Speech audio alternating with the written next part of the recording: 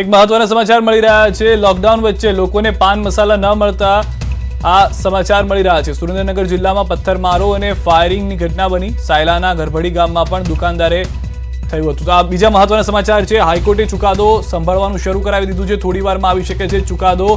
હાલમાં જે સમાચાર મળી રહ્યા છે તે પ્રમાણે ભૂપેન્દ્રસિંહ ચુડાસમાને લઈને ચુકાદો આવી શકે છે। 2017માં યોજાઈ હતી ધોળકા બેઠક પર ચૂંટણી। વિડીયો કોન્ફરન્સથી કોર્ટની કાર્યવાહી શરૂ થઈ ચૂકી છે। 2017માં જે ચૂંટણી થઈ હતી તેમાં ખોટી રીતે વોટિંગ થયું હોવાનો આક્ષેપ કરવામાં આવ્યો હતો અને તેને લઈને આ કેસ ચાલી રહ્યો છે। ભૂપેન્દ્રસિંહ પર તે રજૂઆત કરવામાં આવી હતી અરજદાર દ્વારા કે તેઓએ ખોટું વોટિંગ કરાવી અને જીત મેળવી છે।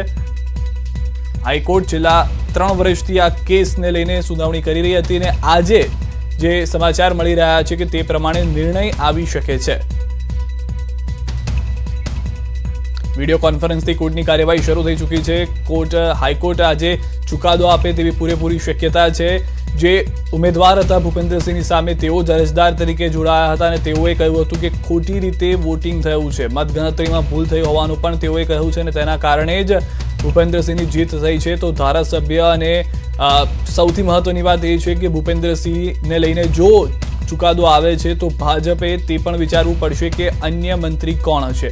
આ તમામની વચ્ચે સમાચાર તે પણ પ્રાપ્ત થઈ રહ્યા છે કે વિડીયો કોન્ફરન્સથી આજે જ્યારે હાઈકોર્ટે શરૂઆત કરી છે સુનાવણીની તો ચુકાદો આવવાની પૂરેપૂરી શક્યતા છે।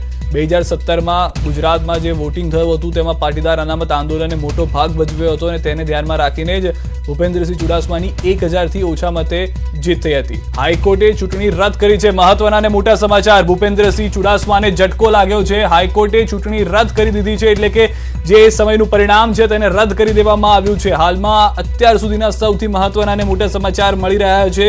ભૂપેન્દ્રસિંહ ચુડાસમા જો મંત્રી છે, ભાજપના કેબિનેટ મિનિસ્ટર છે, તેઓને હવે ચૂંટણી રદ થઈ હોવાનું જાણવા મળી રહ્યું છે। ન્યૂઝ 18 સંવાદદાતા સંજય અમે જોડાઈ ગયા છે। સંજય, શું અપડેટ મળી રહી છે જણાવશો? જે રીતે વિડીયો કોન્ફરન્સના માધ્યમથી જે જસ્ટિસ પરેશ ઉપાધ્યાય ચુકાદો લખાવી રહ્યા હતા તેની અંતર્ગત જે અપડેટ આવી રહ્યું છે તેવું જાણવા મળી રહ્યું છે કે જે ચૂંટણી હતી સંજય આપને રોકવા માંગીશ। અશ્વિનભાઈ રાઠોડ ખુદ અમે જોડાઈ ગયા છે। અશ્વિનભાઈ, મોટી જીત આપ અરજદાર હતા, આપે જે વાત કરી હતી આપની મોટી જીત છે। હા જી, શું કહેવામાં આવ્યું હતું કોર્ટમાંથી આપ જણાવશો?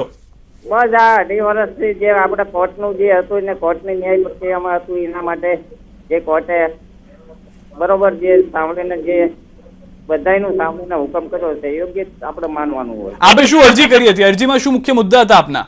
બસ મુખ્ય મુદ્દામાં તો એક તો આપણે જે બેલેટ પેપર રદ કર્યા હતા અને રીકાઉન્ટિંગ માંગ્યું હતું એ આપણને નતું હતું। જી, કોર્ટે શું કહ્યું છે કે જે જ્યારે આ રદ કરી દેવામાં આવી છે આગામી ક્યારે સમયમાં થશે અને શું મહત્વના મુદ્દા કોર્ટે અવલોકનમાં કીધા છે તે વિશે જણાવી શકો આપ?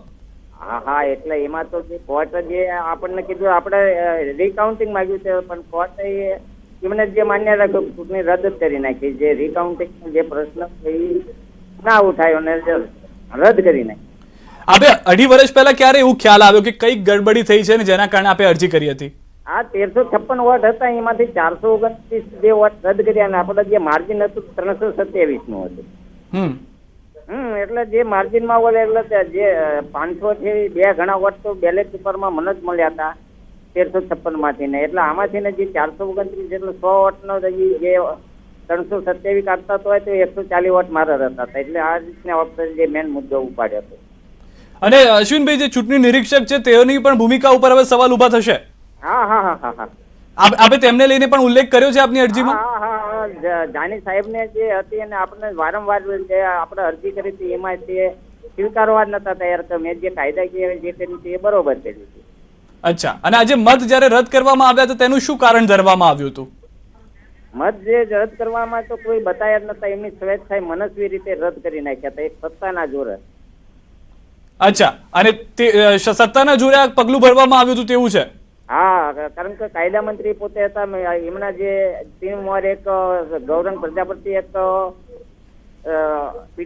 આપણા ચૂંટણી પંચમાં હતા પણ એમનો બાકાત કરીને ધવલ જાનીમાં રાખ્યા એટલે એમના સત્તાના જોરે આ બધું તેમને કર્યું હતું। અશ્વિનભાઈ, આપ કોંગ્રેસના ઉમેદવાર હતા, આપની જીત નિશ્ચિત હતી અને તેનું આ એક કારણ હતું કે આપને વિશ્વાસ હતો કે આપની જીત પણ થશે ખોટા ક્રોસ વોટિંગ? એટલા માટે જ આપણે કોર્ટ ઉપર વિશ્વાસ હતો અને લોકો ઉપર જે વોટ આપણને આપે એના માટે વિશ્વાસ હતો એને જ લડાઈ હતી આપણે। આપે 2.5 વર્ષની લાંબી લડાઈ લડ્યા છો, આપને જે જીત મળી છે, કોનો સાથ હતો આમાં? આમાં તો જે કાર્યકરો જે આપણને, હું તો મારવા માટે પહેલી ચૂંટણી હતી, પણ જે લોકોએ મને વોટ આપ્યા સબનો બધાનો પૂરેપૂરો સહકાર હતો અને આટલા વોટ આપ્યા અને જે વોટના જે આપ્યા એટલે કોર્ટ તરફથી અને લોકો તરફથી હતા એટલે પૂરો વિશ્વાસ હતો કે આપણને જે કરી એની લડાઈમાં આપણે લડવી જોઈએ. હવે કદાચ જો ફરી આ ચૂંટણીનું આયોજન કરવામાં આવશે, હજી તારીખ નથી આવી, પૂરેપૂરો વિશ્વાસ છે કે અશ્વિનભાઈ રાઠોડ જીતીને આવશે કોંગ્રેસના ઉમેદવાર? હવે એ લોકોના માટે આપણે કરવું છે. હવે લોકોને જે આપણે નિષ્ઠાવાન હતી એ લોકોને ફરીને નક્કી કરવાનું. પરંતુ એક જીત આપ માની રહ્યા છો કે જે સત્તાના, આપે જે રીતે આક્ષેપ કે સત્તાના જોરે ચૂંટણી જીતવામાં આવી હતી, તેમાં હવે અશ્વિન રાઠોડની કાયદાકીય જીત થઈ છે. હા. અશ્વિનભાઈ, આપણી પાસેથી એ પણ જાણવા માંગીશું, એ 2017નો જે સમય હતો જ્યારે આપને જીતનો વિશ્વાસ હતો, એવા કયા પરિબળો હતા કે જેમાં ભૂપેન્દ્રસિંહ ચુડાસમાની જીત થઈ અને હવે હાઈકોર્ટે રદ કરી? હવે એમાં તો હું જિલ્લા પંચાયત પણ મારા મિસિસ હતા એટલે આપણે જે લોકોના જે કામો કર્યા હતા અને લોકોનો જે વિશ્વાસ કેળવ્યો હતો એનું આપણને પરિણામ મળ્યું છે. અને બાપુનો જે એમના કાર્યશૈલીથી લોકો નારાજ હતા, એમનો કોઈ સંતોષકારક જવાબ નતા, બધાનો ફાયદો આપણને મળ્યો અને આપણા પક્ષના એક બધા આપણને એક માન આપીને આપણને જે ઓલું હતું એના માટે બધા પરિબળો કામ કરતા હોય છે આમાં. અશ્વિનભાઈ, ધોળકામાં એવા કયા કાર્યો બાકી હતા કે જેનાથી લોકો નારાજ હતા અને અશ્વિનભાઈ જીતે તેવું ઈચ્છતા હતા લોકો? હવે એમાં તો સૌના એ પ્રમાણે હોય, એમાં તો એ વાતમાં તો પછી આપણે ચર્ચા કરશું. પણ હવે જે આપણને જે કાયદો છે એ તરફી નથી ચાલતો એ તો સાબિત થઈ ગયું છે. અશ્વિનભાઈ, આપને એ પણ જણાવી દઈએ કે હાલમાં જ ટ્વીટ કરવામાં આવ્યું છે શક્તિસિંહ તરફથી અને તેઓએ કહ્યું છે સત્યમેવ જયતે, એટલે હવે પક્ષ પણ આપની સાથે છે સ્પષ્ટ રીતે. હા. અરે ધોળકાની જયારે વાત કરી રહ્યા છો તો ધોળકાને હવે ફરી એક વખત ઉમેદવાર અશ્વિનભાઈ જ હશે? હવે એ તો પક્ષ જે નક્કી કરે તે એ હોય કે પક્ષમાં તો આપણા તરફથી તો કોઈ ઓલું હોય નહીં કે આપણે જ ઉમેદવાર હોય, તો પક્ષ કાર્યકર નક્કી કરતા હોય. આભાર અશ્વિનભાઈ, ન્યૂઝ 18 ગુજરાતી સાથે વાત કરી, આપે જે આપના મંતવ્ય આપ્યા તે બદલ. તો હાલમાં ફરી એક વખત ન્યૂઝ 18 સંવાદદાતા સંજય પણ મેસેજ જોડાઈ ગયા છે. સંજય, અશ્વિનભાઈનું કહેવું છે કે જે મતની ગડબડી હતી તેને લઈને ખ્યાલ આવ્યો, કોર્ટમાં આ 2.5 વર્ષ સુધી મેટર ચાલી હતી ને હવે જે નિર્ણય આવ્યો છે તેને લઈને કોર્ટે શું અવલોકનમાં કહ્યું છે, જણાવશો? ચોક્કસથી સિદ્ધાર્થ, ઘણો જ મોટો અને મહત્વનો કેસ અને મહત્વનો આજે ચુકાદો આવ્યો છે. છેલ્લા 2.5 વર્ષથી કાયદાકીય રીતે અશ્વિન રાઠોડ જે કોંગ્રેસના ત્યાંના ઉમેદવાર હતા તે લડી રહ્યા હતા. અનેક અવલોકનો થયા, તેની અંતર્ગત જે સીસીટીવી ફૂટેજ જોવામાં આવ્યા તેની અંતર્ગત પણ ભૂપેન્દ્રસિંહ ચુડાસમાના જે પીએ હતા મહેતાજી, તેમની પણ શંકાસ્પદ ભૂમિકા સામે આવી હતી. જે ચૂંટણી અધિકારી હતા ધવલ જાની, તેમની પણ શંકાસ્પદ ભૂમિકા સામે આવી હતી અને ચૂંટણી પંચે પણ આ વાતનો સ્વીકાર કર્યો હતો. જે ધવલ જાની હતા તેમને પ્રમોશન પણ આપવામાં આવ્યું હતું, જે બાદમાં કોર્ટના ધ્યાને આવતા તેને પરત પણ ખેંચવામાં આવ્યું હતું. એટલે ક્યાંક ને ક્યાંક જે પણ ઓબ્ઝર્વેશન રહ્યા છે તેની અંતર્ગત ધવલ જાનીની જે પીએ મહેતાજી તેમની વિલનની ભૂમિકા રહેલી હતી અને કોર્ટે જબરદસ્ત અવલોકનો કર્યા હતા. અંતે જે છે આજે જયારે ચુકાદો આવ્યો છે તેની અંતર્ગત આજે ચૂંટણી છે તેને રદ કરવામાં આવી છે. ખૂબ જ મહત્વનો ચુકાદો કહી શકાય અને રાજકીય જે રીતે એક મોટા કદના નેતા હતા ભૂપેન્દ્રસિંહ ચુડાસમા, ત્યારે ચૂંટણી જયારે તેમને રદ કરવામાં આવી હોય તેમને પણ અને ભાજપ પક્ષને પણ એક મોટો ફટકો પડ્યો છે. ત્યારે આ સમગ્ર ગતિવિધિને જોતા હવે જયારે રિકાઉન્ટિંગની માંગણી થઈ હતી તે હજુ તેની અંતર્ગત શું થયું તે ચુકાદાને જોવું પડશે, પરંતુ હાલ જે ઇલેક્શન છે તેને ચોક્કસથી રદ કરવામાં આવ્યું છે. અને જે કોંગ્રેસ પક્ષના નેતા હતા અશ્વિન રાઠોડ, જેમણે જે માંગણી કરી હતી એટલે કે ખાસ કરીને જે બેલેટ પેપર પ્રથમ ગણાવવા જોઈએ અને ત્યારબાદ ઈવીએમની ગણતરી થાય, પરંતુ પહેલા ઈવીએમની ગણતરી કરવામાં આવી અને બેલેટ પેપર જે હતા તે બાદમાં રદ કરવામાં આવ્યા હતા. તેમનું કહેવું હતું કે જો બેલેટ પેપરની ગણતરી થઈ હોત તો ચોક્કસથી તેઓ જે છે તેમના ફેવરમાં તમામ મત આવ્યા હોત અને તેઓ વિજેતા જાહેર થયા હોત. વાત કરું તો બેલેટ પેપરના જે મત હતા તે હતા 429 અને જે તેમની હાર થઈ હતી તે 327 મતથી જ થઈ હતી. એટલે ભૂપેન્દ્રસિંહ ચુડાસમા ખૂબ જ પાતળી સરસાઈ એટલે 327 મતથી જ જીત્યા હતા. એટલે આ સમગ્ર જે પેચીદો મામલો હતો, કોર્ટમાં જે 2.5 વર્ષથી કાયદાકીય રીતે લડાઈ ચાલી રહી હતી, આખરે એનો નિર્ણય આવ્યો છે અને જે ઇલેક્શન હતું તેને કોર્ટે રદ જાહેર કર્યું છે. એટલે ભૂપેન્દ્રસિંહ ચુડાસમા માટે એક મોટો ફટકો અને અશ્વિન રાઠોડ માટે હાલ જે તેની જે કાયદાકીય લડત હતી તેમાં તેને ક્યાંક ને ક્યાંક મોટી સફળતા મળી છે. સિદ્ધાર્થ, સંજય, સૌથી મહત્વની વાત એ પણ છે કે ચૂંટણી નિરીક્ષક છે તેની પણ ભૂમિકા હવે શંકાસ્પદ છે, કોર્ટે તેને લઈને શું કહ્યું?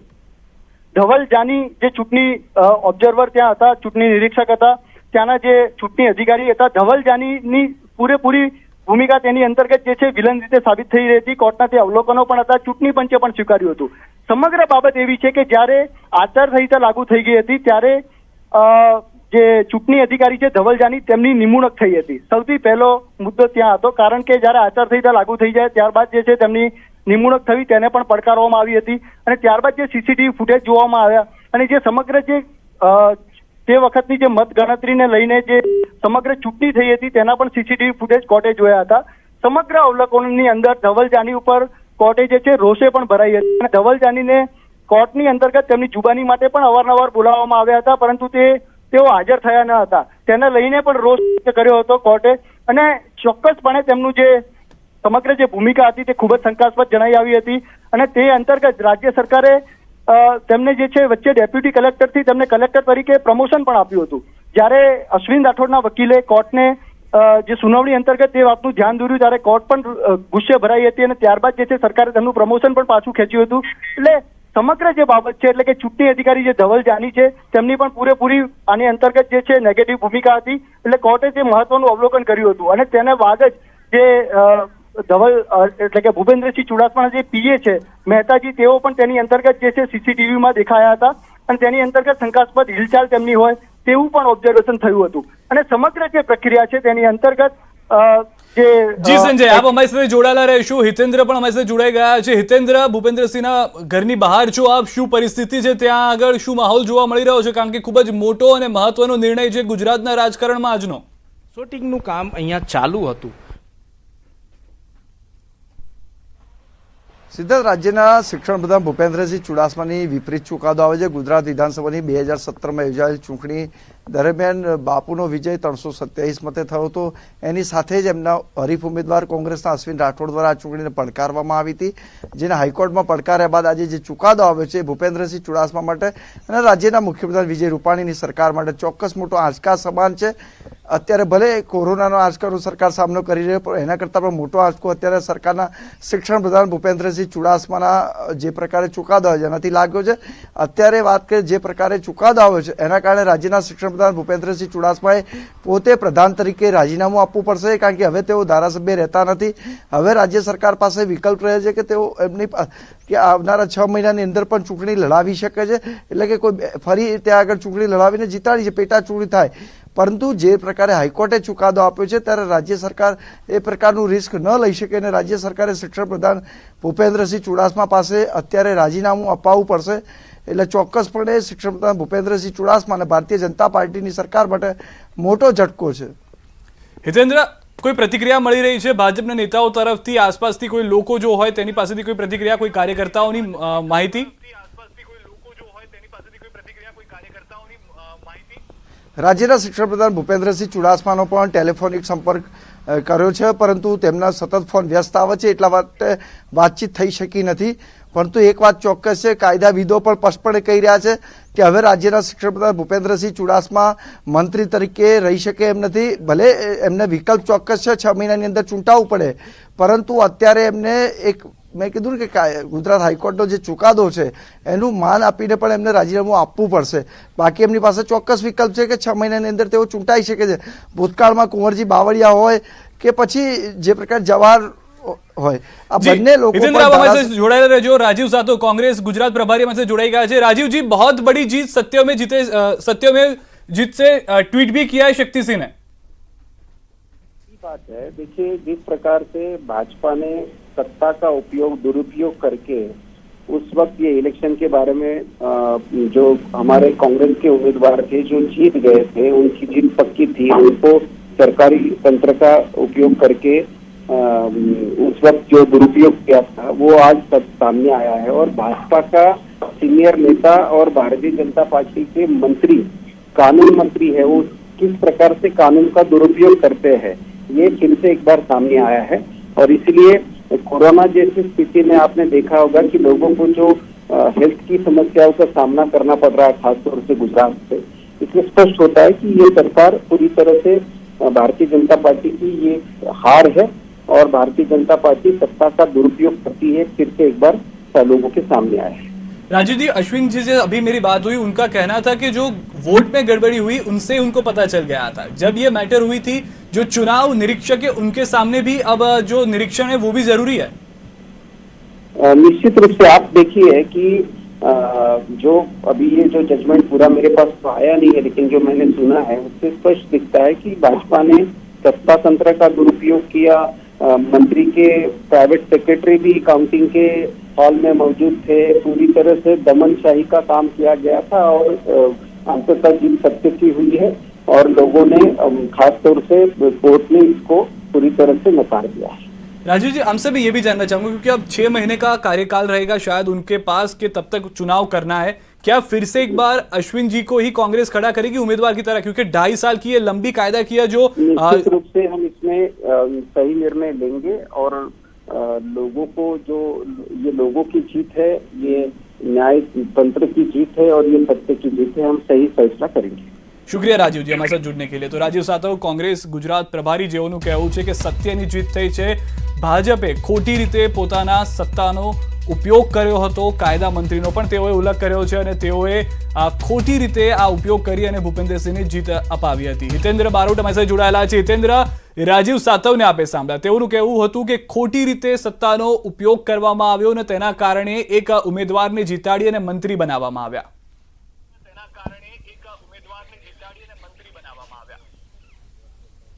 સિદ્ધાર્થ, જે પ્રકારે ગુજરાત કોંગ્રેસના પ્રભારી રાજીવજીએ વાત કરી છે, બિલકુલ અત્યારે તો હાઈકોર્ટ પણ એ વાત પ્રસ્થાપિત સ્વીકાર્યું છે, કારણ કે ભૂપેન્દ્રસિંહ ચુડાસમાના જે પીએ છે એ પોતે પણ ત્યાં એ સમયે હાજર હતા। એ પ્રકારે જે ચૂંટણી અધિકારી હતા ધવલ જાની, એની પણ ભૂમિકા સંદેહાત્મક જોવા મળી છે અને હાઈકોર્ટે પણ એ વાત પ્રસ્થાપિત કરી છે। હવે બાપુ પાસે 2 જ વિકલ્પો છે કે પોતે શિક્ષણ પ્રધાન તરીકે એટલે રાજ્ય સરકાર પાસે 2 વિકલ્પો છે કે ભૂપેન્દ્રસિંહ ચુડાસમાનું રાજીનામું અપાવી દેવું અથવા પછી એમને ચાલુ રાખવા અને સુપ્રીમ કોર્ટમાં સમગ્ર કેસનો પડકારવો।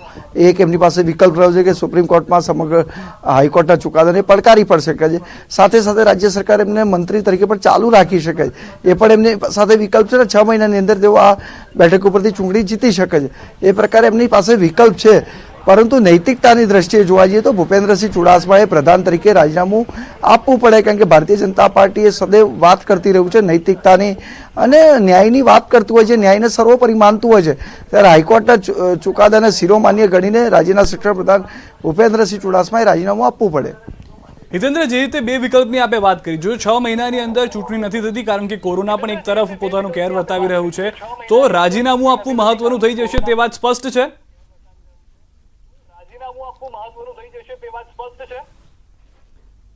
રાજ્યના મુખ્યપ્રધાન તરીકે વિજય રૂપાણી હવે નક્કી કરવાનું છે, કેન્દ્રીય નેતૃત્વ નક્કી કરશે કે રાજ્યના શિક્ષણ પ્રધાન ભૂપેન્દ્રસિંહ ચુડાસમાએ રાજીનામું આપવું કે ના આપવું, એમને યથાવત રાખવા, 6 મહિનાની અંદર જ્યારે પેટા ચૂંટણી થાય ત્યારે ફરી એકવાર એમને ધોળકા વિધાનસભા બેઠક પરથી મેદાનમાં ઉતારવા, ચૂંટણી જીતાડીને લાવવા।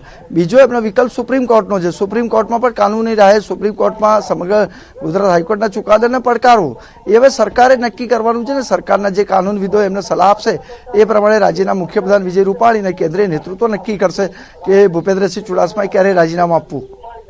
જી, સંજય પણ અમારી સાથે જોડાયેલા છે। સંજય, હું આપને પણ પૂછવા માંગીશ, સંજય પાસે જે તે પહેલા ફરી વખત હિતેન્દ્ર આપની પાસે જવા માંગીશ કે જે રીતે હાલમાં નિર્ણય આવ્યો છે, આ નિર્ણયને લઈને કોઈ પ્રતિક્રિયા?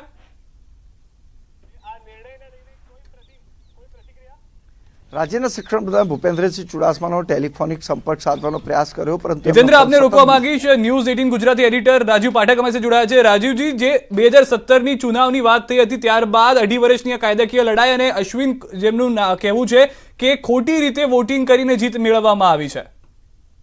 જી બિલકુલ, જે તથ્યો હાઈકોર્ટ સમક્ષ રજૂ કરવામાં આવ્યા હતા કે જેટલા વોટથી જીત્યા છે એના કરતા વધુ બેલેટ પેપર જે પોસ્ટલ બેલેટ છે ગણતરી કરવાની બાકી રહી જાય તો ચોક્કસ એને એ ભૂલભરેલું જ કહેવાય અને એ અશ્વિન રાઠોડ જે છે એ પોતાની જે વાત છે એ હાઈકોર્ટને કન્વિન્સ કરવામાં સંપૂર્ણપણે સફળ રહ્યા છે। પણ સાથે સાથે બીજેપી માટે આ એક બહુ જ મોટો ઝટકો છે, કેમ કે ભૂપેન્દ્રસિંહ ચુડાસમા એવા નેતા છે બીજેપીના જે સતત જ્યારે પણ નવા પ્રમુખની વાત આવે છે ત્યારે ભૂપેન્દ્રસિંહ ચુડાસમાના નામની ચર્ચા નીકળે છે અને ઘણા બધા સિનિયર લીડરોના એ હેન્ચમેન કહેવાય છે, એટલે કે કંઈ પણ ક્રાઇસિસ મેનેજર કહેવાય છે કે ક્યારે પણ મોટી ક્રાઇસિસ આવે ત્યારે ભૂપેન્દ્રસિંહ ચુડાસમાની એમાં ભૂમિકા બહુ મહત્વની હોય છે। તો એવા નેતાની ચૂંટણી રદ થવી એ આ સરકાર માટે બી અને બીજેપી માટે બી એક બહુ મોટો ઝટકો છે। રાજીવજી, આપ લાંબા સમયનો રાજનીતિક અનુભવ પણ જણાવો છો, આપ બાપુને ઘણી વખત મળ્યા પણ છો, પ્રતિક્રિયા નથી આવી રહી, પરંતુ ખોટે રીતે વોટિંગથી જીત મેળવી, શું લાગી રહ્યું છે કે તેઓ હવે સુપ્રીમ કોર્ટ જશે કે પછી નવું જ 6 મહિનાની અંદર ચૂંટણીનું આયોજન થશે? જો લીગલ ઓપ્શન તો ડેફિનેટલી એમની પાસે ઓપન જ છે, એ આ જે આદેશ આવ્યો છે ગુજરાત હાઈકોર્ટના જે આદેશ આવ્યો છે એને ફર્ધર પડકારી શકે છે, પણ એ લોકો પણ ઇવેલ્યુએટ કરતા હશે કે એમની પાસે પડકારવા માટે તથ્યો કેટલા મજબૂત છે. તથ્યો જે છે એ બે વસ્તુ બહુ મહત્વની છે કે જીત્યા છે 300 સમથિંગ વોટથી અને 400 થી વધારે બેલેટ પેપર ગણવાના બાકી રહી ગયા હતા. તો શું એ બેલેટ પેપર ને એ લોકો હજુ સુધી જાળવી રાખ્યા છે, એનું કાઉન્ટિંગ થઈ શકે છે, એની માગણી શું ભૂપેન્દ્રસિંહ ચુડાસમા કરી શકે છે?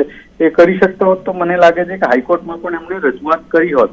એટલે એ એમના જે લીગલ એક્સપર્ટ છે એમની પાસેથી ચોક્કસ એ લીગલ ઓપિનિયન લેવાનો ટ્રાય કરી રહ્યા હશે કે આને ફર્ધર પડકારવાથી કેટલો ફાયદો મળી શકે છે. પણ એ પણ નક્કી છે કે ભૂપેન્દ્રસિંહ ચુડાસમા ભલે આ ચૂંટણી રદ થઈ પણ ભાજપમાં એમનું કદ ઘટવાનું નથી. એમને કંઈક ને કંઈક મહત્વની જવાબદારી આપશે એવું ભાજપના આંતરિક વર્તુળોમાં ચર્ચા શરૂ થઈ ચૂકી છે. જી આભાર અમારી સાથે જોડાવા બદલ. તો જે રીતે એક પછી એક નિર્ણય આવી રહ્યો અને નિર્ણય બાદ પ્રતિક્રિયાઓ પ્રાપ્ત થઈ રહી છે કે જેમાં સ્પષ્ટ લાગી રહ્યું છે કે ભૂપેન્દ્રસિંહ ચુડાસમા કદાચ વિજય રૂપાણી તેઓને હાલમાં મંત્રી પદથી નહીં હટાવે, તેઓનો 6 મહિનાની અંદર જે ચૂંટણીનો સમય છે તે સમય સુધી કદાચ તેઓ પોતાનો કાર્યકાળ જાળવી રાખી શકે છે. પરંતુ તે બીજો લીગલ ઓપ્શન જોઈએ તો સુપ્રીમ કોર્ટમાં પણ ભૂપેન્દ્રસિંહ ચુડાસમા અરજી કરી શકે છે અને સુપ્રીમ કોર્ટ તેને લઈને પોતાનો નિર્ણય પણ સંભળાવી શકે છે. પરંતુ આ તમામની વચ્ચે એ વાત પણ મહત્વની છે કે જે ચૂંટણી નિરીક્ષક હતી તેમની જવાબદારીને લઈને પણ શંકા જોવા મળી રહી છે. 429 બેલેટ પેપર કેમ રદ કરવામાં આવ્યા તે પણ એક સૌથી મોટો સવાલ છે. ફરી એક વખત ન્યૂઝ 18 સંવાદદાતા હિતેન્દ્ર પાસે જઈશ. હિતેન્દ્ર, 429 વત કેમ રદ કરવામાં આવ્યા એ સવાલ સતત સતાવી રહ્યો છે. સુપ્રીમ કોર્ટમાં જશે તો તે પણ સવાલનો જવાબ આપવો પડશે. કાયદાકીય પ્રોસેસ કરવા કરતા ચૂંટણી વધુ એક મહત્વનું થઈ જશે ભાજપ માટે.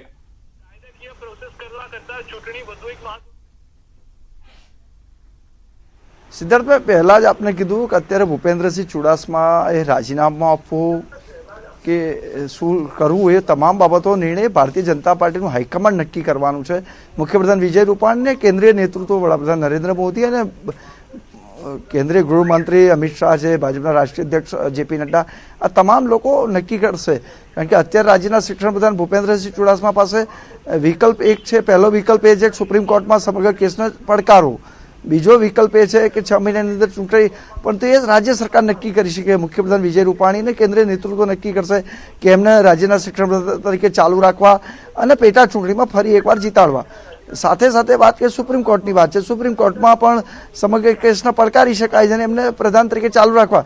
આ તમામ બાબતોના પાસાની ચર્ચા આગામી રાજ્ય સરકાર અને કેન્દ્રીય નેતૃત્વ પણ કાનૂનવિદો સાથે કરશે. સુપ્રીમ કોર્ટના જેમના લોયર્સ છે એ તમામ સાથે ચર્ચા કરીને નિર્ણય કરશે. અત્યારે એક વાત ચોક્કસ છે કે ભૂપેન્દ્રસિંહ ચુડાસમા માટે ચોક્કસ કપરો કાળ આવી ચૂક્યો છે. પરંતુ ભૂપેન્દ્રસિંહ ચુડાસમા એ ભારતીય જનતા પાર્ટીના ખૂબ સિનિયર નેતા છે. ભારતીય જનતા પાર્ટીના તેઓ સંકટમોચક છે, ક્રાઇસિસ મેનેજર માનવામાં આવે છે. હંમેશા ભૂપેન્દ્રસિંહ ચુડાસમાની ભારતીય જનતા પાર્ટીના હિતમાં મહત્વની ભૂમિકા રહી છે. ભારતીય જનતા પાર્ટીની સરકાર જ્યારે પણ સંકટમાં આવી છે ત્યારે તેઓ સતત ભારતીય જનતા પાર્ટીનું સંગઠનમાં અને સરકારમાં મહત્વનો રોલ અદા કરતા રહ્યા છે. રાજ્યના નાયબ મુખ્યપ્રધાન નીતિન પટેલ જ્યારે પણ નારાજ થઈ ગયા ત્યારે મનાવવા માટે પણ ભૂપેન્દ્રસિંહ ચુડાસમા જ પહોંચ્યા હતા અને એમને મનાવવામાં સફળ રહ્યા હતા. એ જ પ્રકારે વાત કરીએ રાજ્યના મત્સ્ય ઉદ્યોગ પ્રધાન પુરુષોત્તમ સોલંકી જ્યારે નારાજ થઈ ગયા ત્યારે પણ ખુદ ભૂપેન્દ્રસિંહ ચુડાસમા પહોંચ્યા હતા. એટલે આવા તો અનેક દાખલાઓ છે કે જેમાં ભારતીય જનતા પાર્ટી નેતાઓ કે સરકારના પ્રધાનો નારાજ થયા હોય ત્યારે ભૂપેન્દ્રસિંહ ચુડાસમા દ્વારા એમનું ડેમેજ કંટ્રોલ કરી સમજાવીને એમને મનાવી લીધા હોય પાર્ટીના હિતમાં.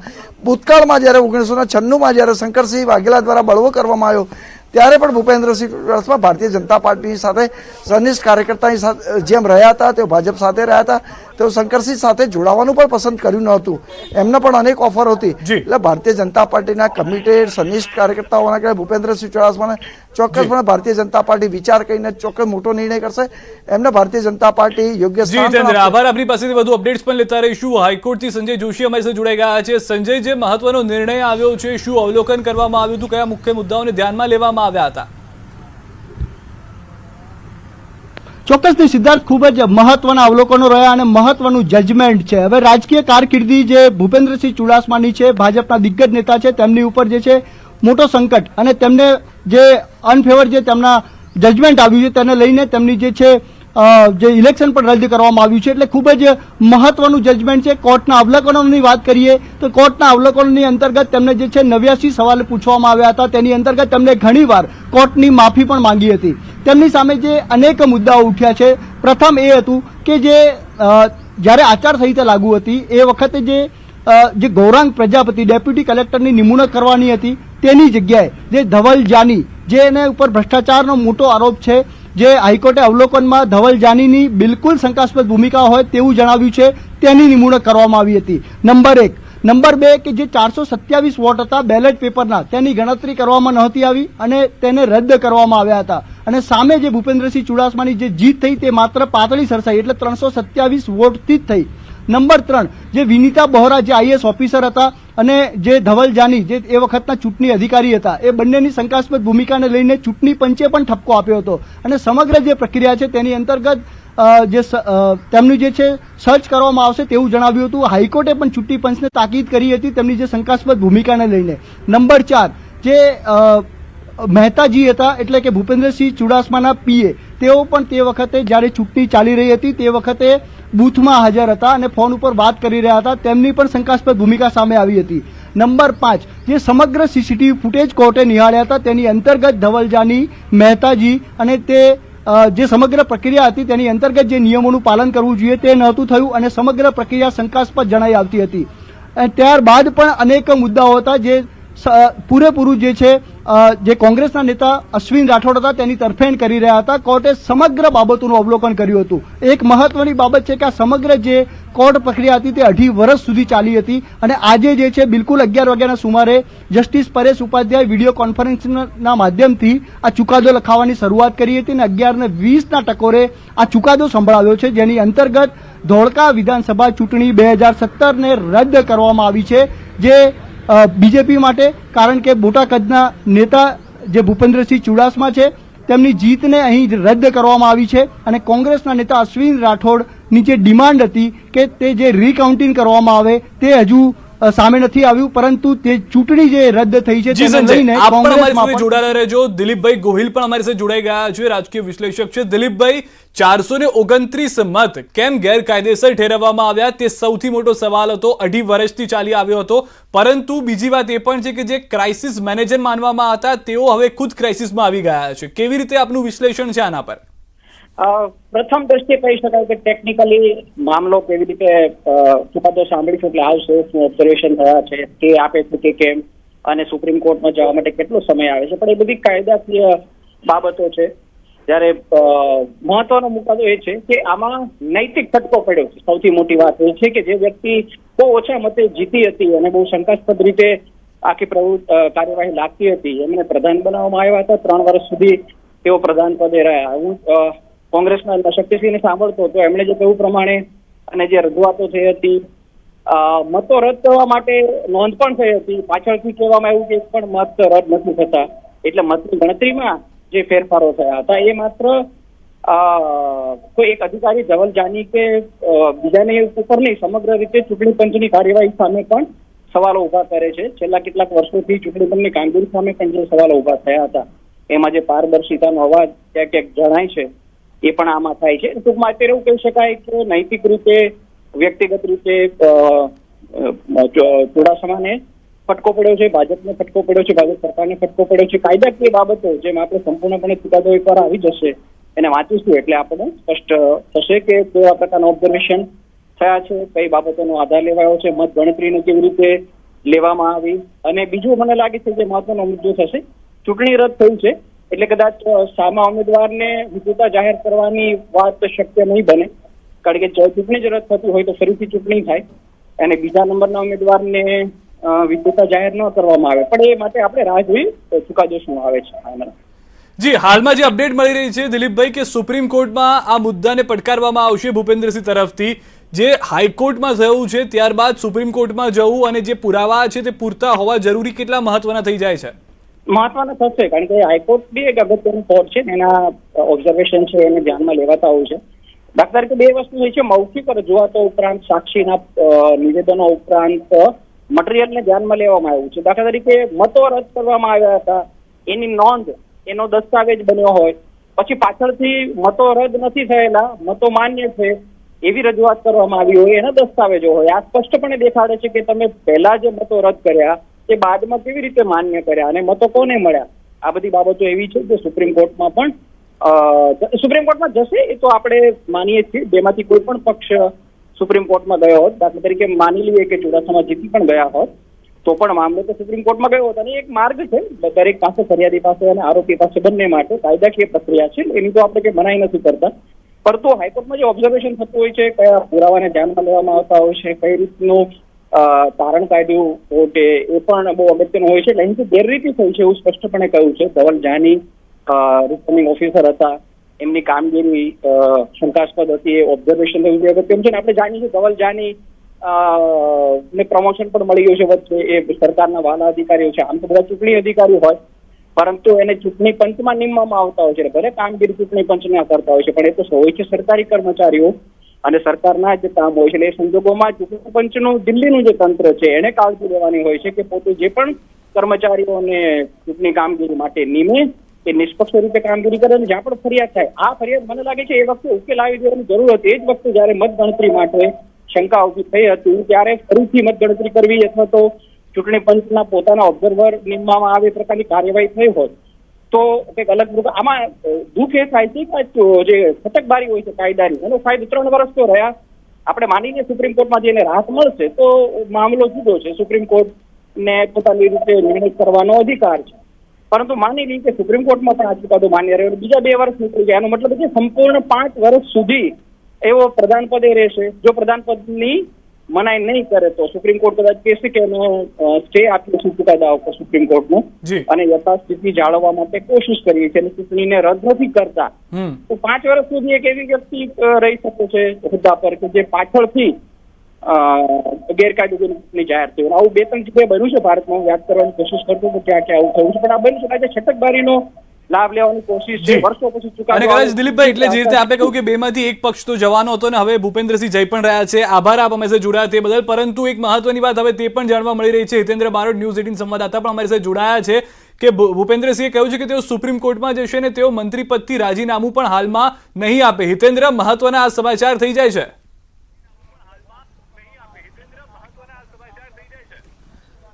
સિદ્ધાર્થ, રાજ્યના કાયદા પ્રધાન ભૂપેન્દ્રસિંહ ચુડાસમાની વિરુદ્ધમાં ચોક્કસ ચુકાદો આવે છે. ગુજરાત હાઈકોર્ટ દ્વારા જે ચુકાદો આપ્યો છે, કારણ કે ભૂપેન્દ્રસિંહ ચુડાસમા વર્ષ 2017માં માત્ર 327 મતે ચૂંટણી જીત્યા હતા.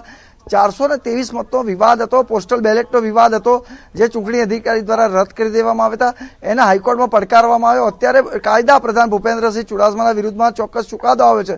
હવે આ ચુકાદાને તેમના દ્વારા સુપ્રીમ કોર્ટમાં પડકારવામાં આવશે. સાથે સાથે વાત કરીએ રાજ્યના શિક્ષણ પ્રધાન, કાયદા પ્રધાન, તેઓ પોતાના મંત્રી પદ પરથી રાજીનામું નહીં આપે એવું પણ પાર્ટી દ્વારા નક્કી કરી દેવામાં આવ્યું છે. તેઓ શિક્ષણ પ્રધાન અને કાયદા પ્રધાનનો પણ હવાલો ધરાવી રહ્યા છે. ગુજરાત હાઈકોર્ટના ચુકાદાને સુપ્રીમ કોર્ટમાં પડકારવામાં આવશે. સુપ્રીમ કોર્ટ જે ચુકાદો આપશે એ એમના શિરો માન્ય રહેશે. સુપ્રીમ કોર્ટની અંદર પણ તેઓ તમામ એમના પુરાવાઓ અને એના સમર્થનમાં જે વિગતો છે તમામ લઈને તેઓ જવાના છે.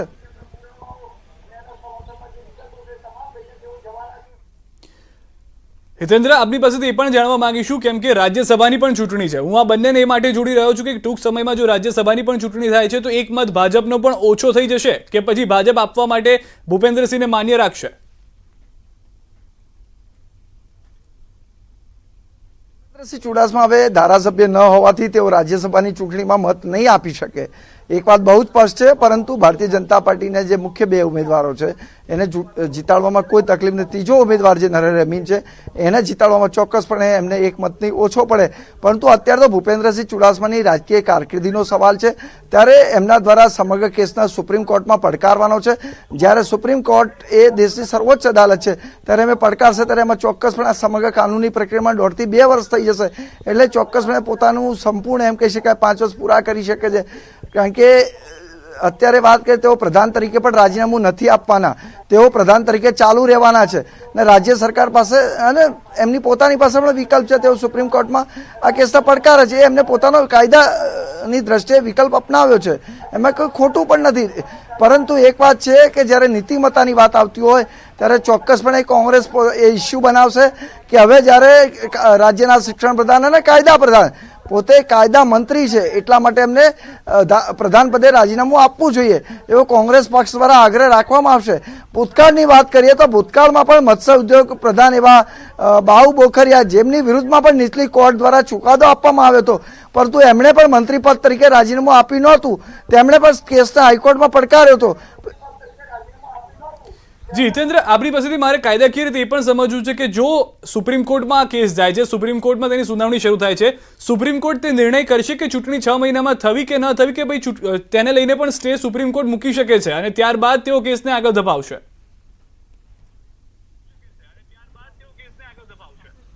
સિદ્ધાર્થ, હવે સમગ્ર બાબતે સુપ્રીમ કોર્ટમાં જે સુપ્રીમ કોર્ટ જે પણ ચુકાદો આપે, હવે સુપ્રીમ કોર્ટની અંદર લાંબી કાનૂની લડાઈ લડાવવાની છે.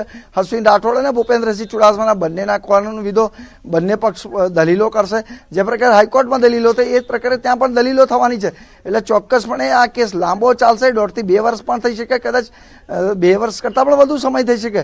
એટલે ભૂપેન્દ્રસિંહ ચુડાસમા માટે ચોક્કસ સુપ્રીમ કોર્ટનો જે વિકલ્પ છે એમાં કંઈ ખોટું નથી. એ કાયદા રીતે યોગ્ય જ છે, પોતે સુપ્રીમ કોર્ટમાં જઈ શકે છે. પરંતુ નીતિમત્તાની વાત જે કરીએ, કારણ કે કોંગ્રેસ પક્ષ અને ભારતીય જનતા પાર્ટી હંમેશા નીતિમત્તાની દુહાઈ દેતું હોય છે, ત્યારે જ્યારે હવે તેઓ ધારાસભ્ય નથી ત્યારે કે એમને પ્રધાન તરીકે રહેવાનો પણ અધિકાર નથી એવું ચોક્કસપણે કોંગ્રેસ ઇસ્યુ બનાવી શકે છે. પરંતુ ભૂતકાળની વાત કરીએ ભારતીય જનતા પાર્ટીની, તો જવાહર ચાવડા હોય કે પછી કુંવરજી બાવળિયા હોય, જેઓ પોતે ધારાસભ્ય નહોતા છતાં પણ ભારતીય જનતા પાર્ટી સરકારે એમને પ્રધાન બનાવી દીધા હતા. એટલે એવું કંઈ નવું નથી. ભારતીય જનતા અને બીજું રાજકારણમાં હંમેશા લોકો નીતિમત્તાની વાતો કરતા હોય છે, પરંતુ અમલ કરવાની વાત હોય ત્યારે તમામ લોકો નીતિમત્તાથી દૂર રહેતા હોય છે. આજે અત્યારે રાજ્યના નાયબ મુખ્યપ્રધાન એવા નીતિન પટેલ પણ અહીંયા આવી પહોંચ્યા છે, જેઓ અત્યારે થોડીક જ વારમાં બાઇટ આપશે. થોડીક વારમાં બાઇટ આપશે. ભાઈ ગોઠવાઈ જાઓ, ઉભા ના થાઓ. જી, આપણી પાસે પણ આવીશું ને આપણી પાસેથી પણ પ્રતિક્રિયા લઈશું કે નીતિનભાઈ પટેલ જ્યારે પહોંચી ગયા છે તો તેઓ પાસેથી પણ પ્રતિક્રિયા લેવાની મહત્વની થઈ જાય છે. પરંતુ ભૂપેન્દ્રસિંહ ચુડાસમા ધોળકાની જે ચૂંટણી રદ થયાના હાઈકોર્ટના ચુકાદાને સુપ્રીમ કોર્ટમાં પડકારશે. ભૂપેન્દ્રસિંહ ચુડાસમા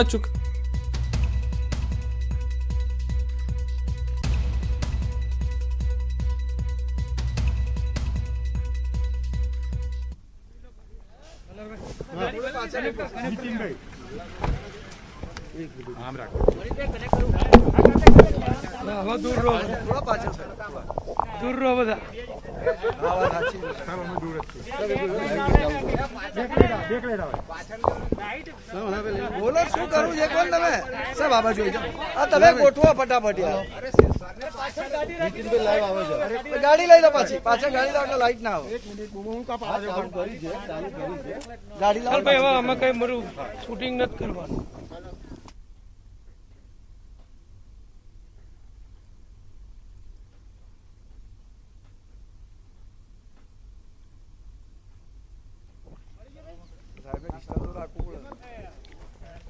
સર 1 મિનિટ પેલે કનેક્ટ થઈ રહી છે ને લાઈવ, મેક્સિમમ 1 મિનિટ થશે.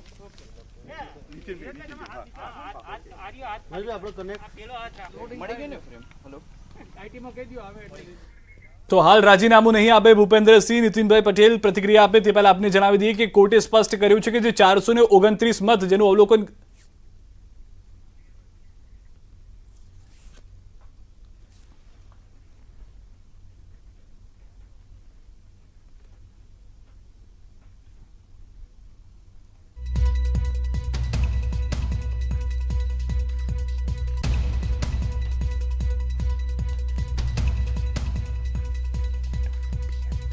તો હાલમાં જે સમાચાર પ્રાપ્ત થઈ રહ્યા છે સુપ્રીમ કોર્ટમાં જશે ભૂપેન્દ્રસિંહ અને તેઓનું કહેવું છે કે જે ખોટી રીતે અથવા તો જે અવલોકનમાં કમીઓ રહી ગઈ છે તે સુપ્રીમ કોર્ટમાં પડકારવામાં આવશે. ધવલ જાની જેઓ અધિકારી હતા, જેઓ ચૂંટણી નિરીક્ષક હતા, તેઓને લઈને પણ એ સમાચાર છે કે તેઓની કામગીરી સામે સવાલ ઊભા થયા છે.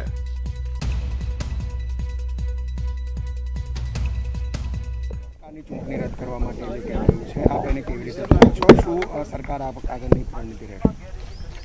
અમારા ભારતીય જનતા પક્ષ માટે આ દુઃખદ સમાચાર છે.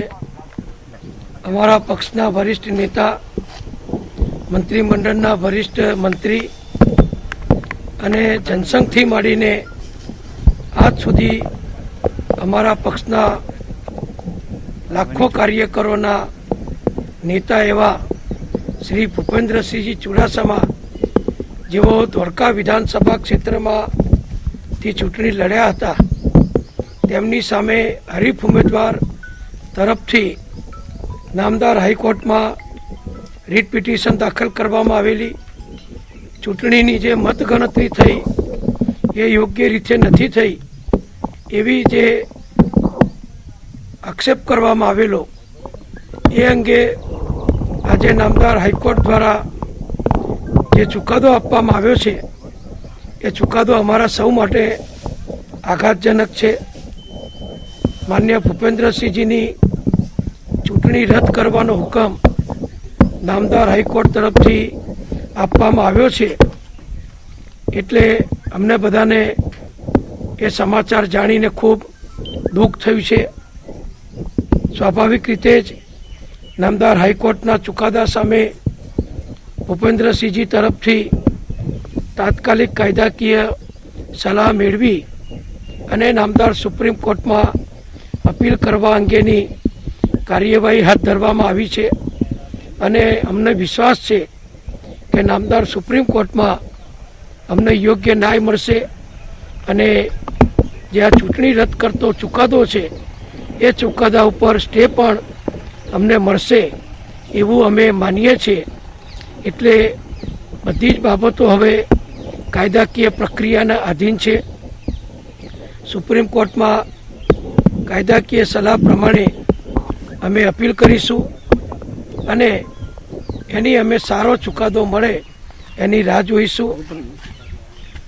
હું ચોક્કસ કહીશ કે આખો ભારતીય જનતા પક્ષ, અમારી આખી સરકાર, અમારા બધા જ ધારાસભ્યશ્રીઓ, અમે બધા જ ભૂપેન્દ્રસિંહજીની સાથે છીએ અને ભૂપેન્દ્રસિંહજીને જે રીતે જરૂરી હોય એ તમામ રીતની મદદ, સહકાર, સહયોગ અમારા ભારતીય જનતા પક્ષ તરફથી આપવામાં આવશે. ખાસ જે ચૂંટણી રદ કરવાની છે તેના કારણે મંત્રી પદ છોડવું પડશે કારણ કે ચૂંટણી રદ થઈ છે તો ધારાસભ્ય પદ સીધી રીતે નથી રહેતું, એ પ્રકારની કોઈ વાત કે? જો અત્યારે હાલત ચુકાદો આવ્યો છે, અડધો કલાક થયો છે, આખું ચુકાદાનું પૂરેપૂરું જજમેન્ટ જે છે એનો અભ્યાસ કર્યા પછી જ અત્યારે એની શું અસર થાય એ અમે અભ્યાસ કરી રહ્યા છીએ. અમારા વકીલો જે સલાહ આપશે એ પ્રમાણે સરકારમાં એમનું સ્થાન અથવા વિધાનસભામાં ધારાસભ્ય તરીકે એમની કામગીરી એ સ્વાભાવિક છે કે ચુકાદો એવો આવ્યો છે કે આખી ચૂંટણી જ રદ કરી છે. એટલે જ્યારે ચૂંટણી રદ થઈ હોય ત્યારે ધારાસભ્ય પદ રહેતું નથી એવું પ્રથમ દ્રષ્ટિએ અમારા વકીલોએ તારણ આપ્યું છે. પણ જે શક્ય બનશે એ બધો જ કાયદાકીય પ્રયત્ન અમે કરીશું.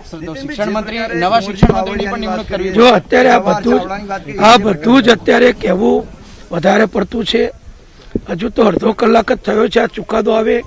માનનીય મુખ્યમંત્રી શ્રી, અમારા પ્રદેશના અધ્યક્ષ શ્રી જીતુભાઈ વાઘાણી, અમારા સહયોગીઓ અને ખાસ કરીને અમારી રાષ્ટ્રીય નેતાગીરીનો અભિપ્રાય લઈ, એમનું માર્ગદર્શન લઈ અને રાષ્ટ્રીય નેતાગીરી જે પ્રમાણે માર્ગદર્શન આપશે એ પ્રમાણે અમારો પક્ષ કામગીરી કરશે અને વકીલો જે પ્રમાણે સલાહ આપશે એ પ્રમાણે ભૂપેન્દ્રસિંહજી આગળની કાયદાકીય કાર્યવાહી કરશે.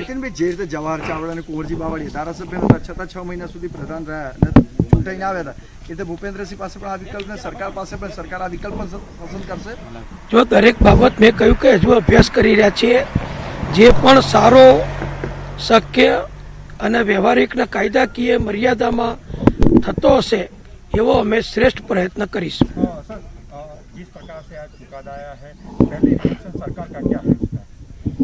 हमारे मंत्रिमंडल के वरिष्ठ मंत्री, हमारे भारतीय जनता पक्ष के बहुत सीनियर नेता, ऐसे हमारे भूपेंद्र सिंह जी चुड़ासमा जो विधायक थे, उनके चुनाव के खिलाफ गुजरात हाई कोर्ट में रीट की गई थी.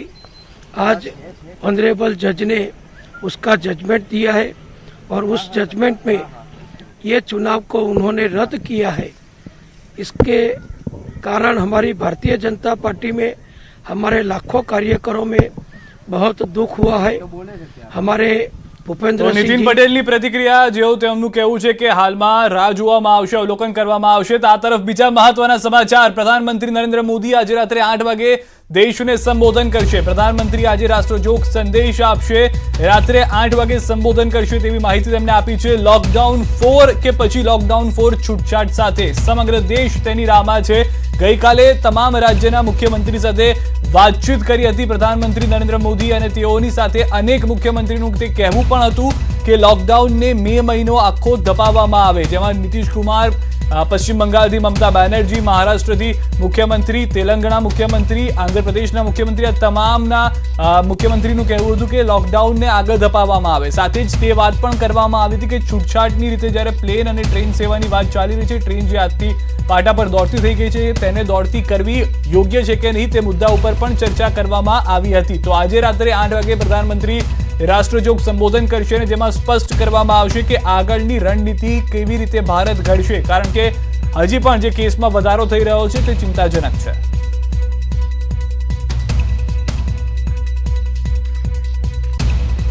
આજે રાત્રે 8 વાગ્યાના સંબોધનમાં તે સ્પષ્ટ કરવામાં આવશે, કારણ કે ગુજરાત, મહારાષ્ટ્ર, દિલ્હી અને કર્ણાટક આ 4 એવા રાજ્ય છે કે જેમાં દેશમાંથી 50 થી 60% કેસ પોઝિટિવ છે. દિલ્હીમાં મુખ્યમંત્રી અરવિંદ કેજરીવાલ છૂટછાટ આપી ચૂક્યા છે. બાકીના 3 રાજ્યોની સાથે પણ મુખ્યમંત્રીની વાતચીતમાં પ્રધાનમંત્રીએ કહ્યું હતું કે કેવી રીતે આગળનું ગાઈડલાઈન રાખવું અને જે ગામડાથી કોરોનાને કઈ રીતે દૂર રાખવો તે પણ મહત્વનું થશે. સમાચારોમાં અત્યારે બસ આટલું જ. મહત્વની તમામ ખબરો માટે આપ જોતા રહો ન્યૂઝ 18 ગુજરાતી.